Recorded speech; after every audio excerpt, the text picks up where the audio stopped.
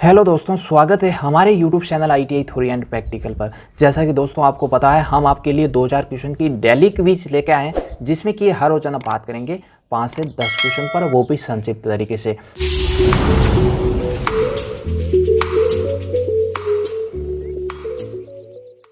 तो दोस्तों चलते हैं उसी सीरीज में अगले क्वेश्चन पे बात करते हैं, जिसमें दे रखा है आमतौर पर डीजल विद्युत उत्पादन संयंत्र की क्षमता यानी कि एफिशिएंसी क्या होती है। तो दोस्तों आपको बता दें, इसका राइट आंसर होगा सी, यानी कि 100 केवीए से 10,000 केवीए तक। और दोस्तों आपको बता दें, इसको हम इस तरीके से भी इंगित कर सकते हैं, 0.5 MVA से 10 MVA।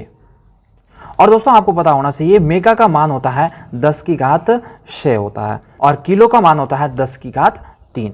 और दोस्तों आपको पता होना चाहिए कि डीजल विद्युत संयंत्र की दक्षता यानी कि एफिशिएंसी सामान्यतः होती है 35 से 42%। कितनी होती है? 35 से 42% में होती है। उसके बाद में दोस्तों अगले क्वेश्चन पे बात करते हैं, जिसमें दे रखा है आप कोरोना इफेक्ट को कैसे कम कर सकते हैं। यानी कि दोस्तों आपको पता है, कोरोना इफेक्ट हमारे इलेक्ट्रिकल फील्ड के अंदर होता है, और ये कहाँ पे होता है और कैसे होता है, इसको कैसे कम कर सकते हैं, इन सभी पे हम बात करते हैं। तो दोस्तों आपने देखा होगा, बड़ी बड़ी ट्रांसमिशन लाइनें होती हैं, जैसे कि 11 केवी, 440 केवी, और उस ट्रांसमिशन लाइन के कंडक्टर के चारों तरफ आजू बाजू में आपने देखा होगा एक वायलेट कलर की यानी कि बैंगनी कलर की एक लाइट ग्लो होती हुई आपको कभी दिखाई दी होगी।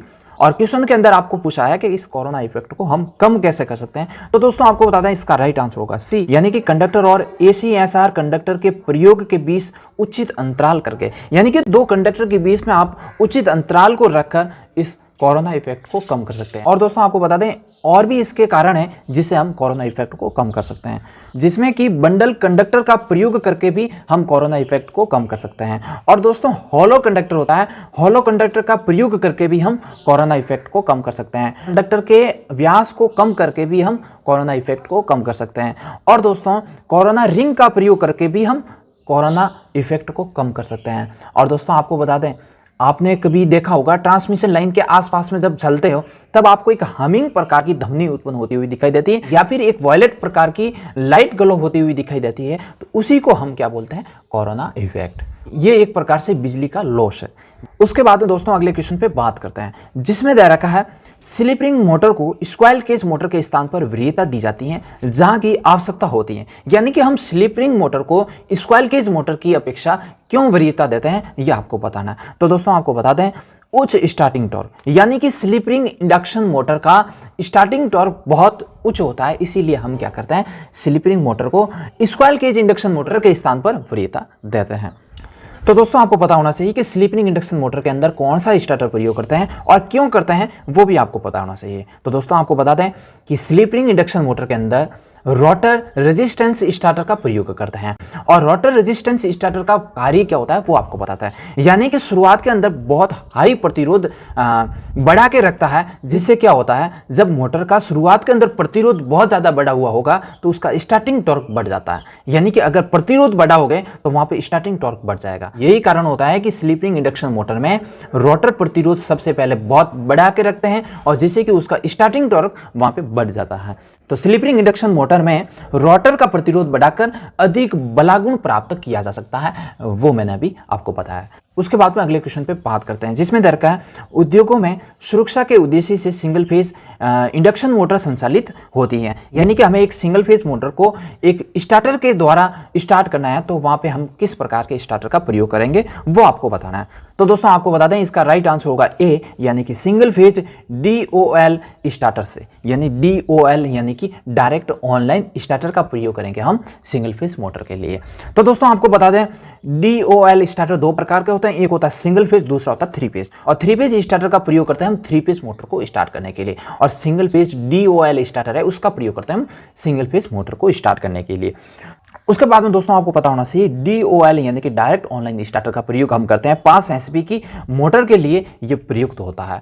तो दोस्तों आपको पता होगा, DOL स्टार्टर यानी कि डायरेक्ट ऑनलाइन स्टार्टर, इसके नाम से पता चल रहा है डायरेक्ट जितनी आपको सप्लाई में वोल्टेज मिल रही है उतनी वो मोटर को दे रहा है, उसमें वोल्टेज में किसी प्रकार की ये कमी नहीं करता है।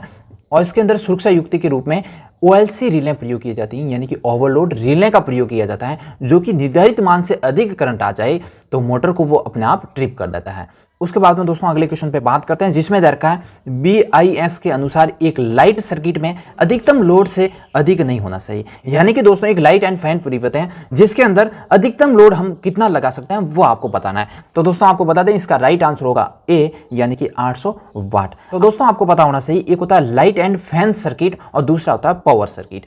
तो दोस्तों आपको उन दोनों के बारे में आपको पता होना चाहिए कि लाइट एंड फैन सर्किट के अंदर अधिकतम लोड हम 800 वाट लगा सकते हैं। कितना? 800 वाट लगा सकते हैं। और अधिकतम पॉइंट की बात आए तो वहां पे हम 10 पॉइंट लगा सकते हैं, ये आपको पता होना चाहिए। और अगर पावर सर्किट की बात करें तो वहां पे अधिकतम हम लोड लगा सकते हैं 3000 वाट। और अगर वहां पे पॉइंट की बात करें तो वहां पे अधिकतम पॉइंट हम लगा सकते हैं 2 पॉइंट। उसके बाद में दोस्तों अगले क्वेश्चन पे बात करते हैं, जिसमें दे रखा है मोटर का प्रयोग मिक्सर ग्राइंडर में किया जाता है। यानी कि मिक्सर ग्राइंडर के अंदर किस प्रकार की मोटर का प्रयोग करते हैं वो आपको बताना है। तो दोस्तों आपको बता दें इसका राइट आंसर होगा डी, यानी कि यूनिवर्सल मोटर का प्रयोग करते हैं।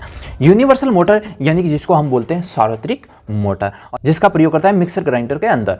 और दोस्तों आपको पता होगा कि सार्वत्रिक मोटर यानी कि यूनिवर्सल मोटर AC और DC दोनों पावर सप्लाई पर कार्य करते हैं। और universal motor DC series motor का एक सुधरा हुआ रूप है। तो दोस्तों ये भी आपको पता होना चाहिए। उसके बाद में दोस्तों अगले क्वेश्चन पे बात करते हैं, जिसमें दे रखा है EMF को विनिमय सूत्र से गणना कर सकता है। यानी कि हम EMF के लिए किस प्रकार के फॉर्मूले का प्रयोग करते हैं वो आपको बताना है। तो दोस्तों आपको बताते हैं इसका राइट आंसर होगा बी, यानी कि E बराबर PD plus voltage drop. PD यानी कि potential different plus voltage drop को अगर आप जोड़ोगे तो आपके पास में EMF आ जाएगा।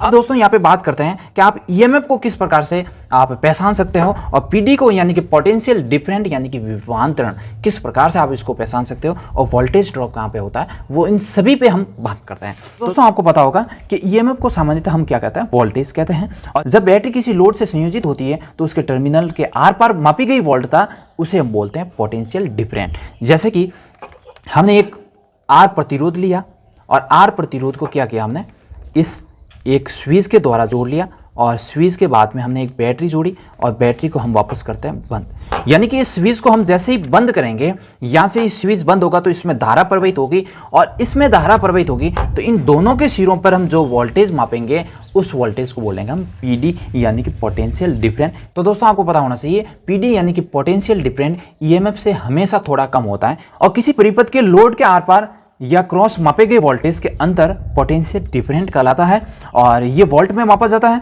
ये भी आपको पता होना चाहिए। अब दोस्तों बात करते हैं EMF पे। तो EMF आपको कहाँ पे मिलेगा?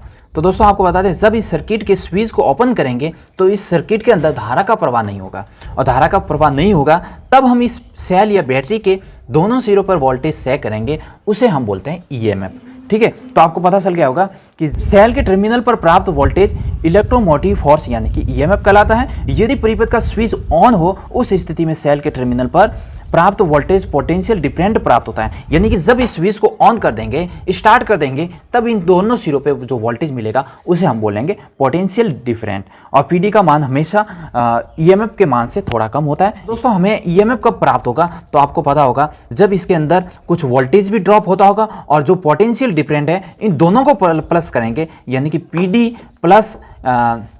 PD प्लस IR यानी कि वोल्टेज ड्रॉप, इन दोनों का अगर जोड़ेंगे तो हमारे पास में आ जाएगा EMF। तो दोस्तों आज के लिए इतना ही, फिर मिलेंगे अगली क्विज के अंदर। और हाँ दोस्तों, अगर आप हमारे YouTube चैनल पे नए हो तो चैनल को सब्सक्राइब करना और पास में दिख रही बेल आइकन को प्रेस करना, जिससे कि हम जैसे ही न्यू वीडियो अपलोड करेंगे तो सबसे पहले आपके पास में नोटिफिकेशन आ जाएगी। जय हिंद, जय भारत।